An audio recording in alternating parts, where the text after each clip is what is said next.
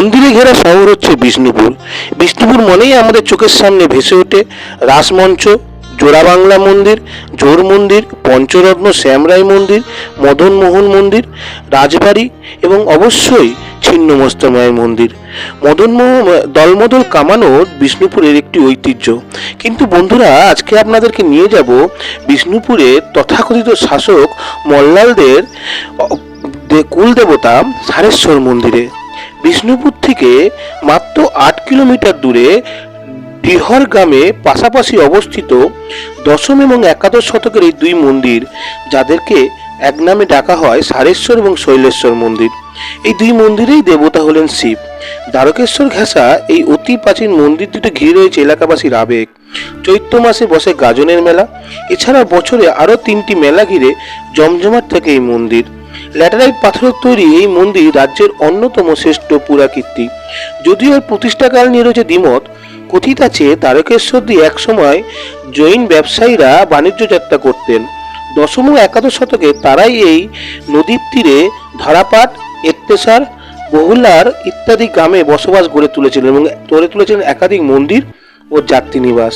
সারেশ্বর এবং শৈলেশ্বর এই দুই মন্দিরও সেই সময় তাদেরই তৈরি করা বলে ইতিহাসবিদরা মনে করেন।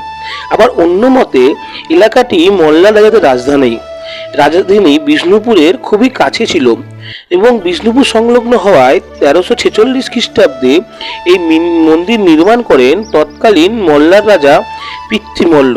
তবে ইতিহাস নিয়ে দ্বিমত থাকলেও এই মন্দিরগুলির গুরুত্ব নিয়ে কোনো সংশয় নেই। প্রাচীন স্থাপত্য চক্ষুষ করতে গেলে এই এলাকায় আপনাকে এই মন্দির আসতেই হবে। প্রতিদিন এই মন্দিরে হাজার হাজার মানুষের ভিড় হয়।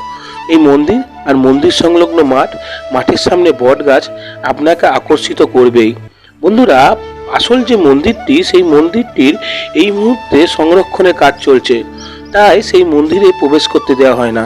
আমরা আজকে এসেছি সেই সারেশ্বর বাবার মন্দিরে। মহাদেবের আশীর্বাদে সকলেরই ভালো হোক।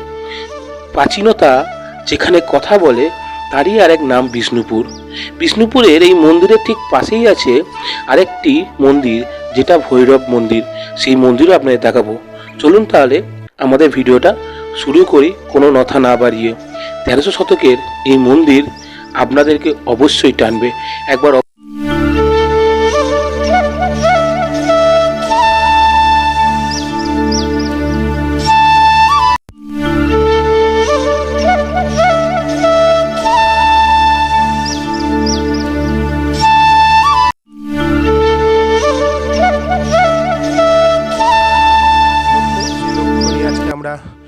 এসছি সারেশ্বর মন্দিরে। আজকে আমরা এসছি ঠিক এই বট গাছের তলা থেকে আমরা ভিডিওটা শুরু করছি।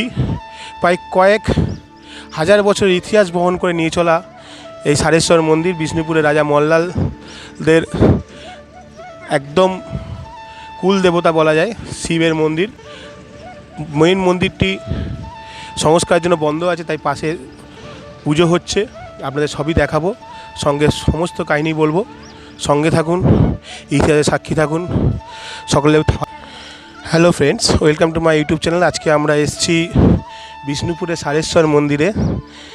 বাংলার আনাচে কানাচে লুকিয়ে থাকা ইতিহাসকে তুলে ধরায় আমাদের ভালো থাকুন, ভাববেন। এই ভিডিওটা ভালো লাগলে ভিডিওটা শেয়ার করবেন এবং অবশ্যই আমার চ্যানেলটা সাবস্ক্রাইব করবেন।